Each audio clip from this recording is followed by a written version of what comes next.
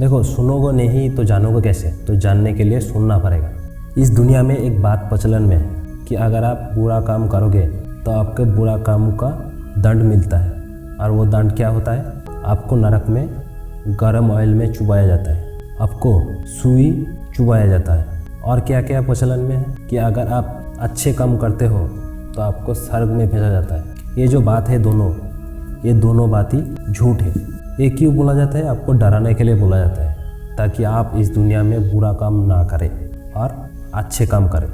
लेकिन आप सोचो, आप दिमाग लगाओ, जब आपकी इस शरीर से आत्मा निकलता है तो आत्मा किस फॉर्म में होता है? एनर्जी फॉर्म में। तो जब इस एनर्जी निकलता है तो उस एनर्जी को कैसे किसी ने गर्म ऑयल में कैसे तोल सकता है? कैसे उस एनर्जी को सुई चुबा सकता है? ऐसा तो नहीं हो सकता ना। तो ये सिर्फ आपको डराने के लिए बोला जाता है। और क्या बोला जाता है कि अगर आप अच्छे काम करते हो तो आपको स्वर्ग में भेजा जाता है।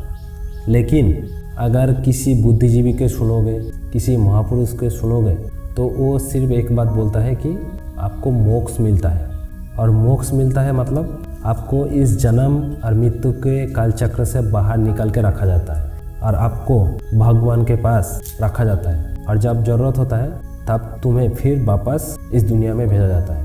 और दूसरी तरफ आते हैं कि इस एनर्जी को, इस शक्ति को, इस आत्मा को ना तो कोई मिटा सकता है और ना ही कोई इसे तोड़ सकता है।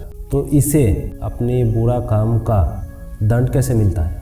तो बुरा कामों के लिए उस आत्मा को, उस एनर्जी को फिर वापस इस दुनिया में भेजा जाता है, किसी और रूप में, किसी और जीव के अंदर भेजा जाता है। तो ऐसे तुम्हारा बुरा काम का दंड तुम्हें मिलता है। ना कि तुम्हें ऑयल में चुबाया जाता है, ना ही तुम्हें सुई घुसाया जाता है, ना ही तुमको कोई काटता है। तो यही है तुम्हारा पाप और पुण्य के हिसाब के लेखा जोखा।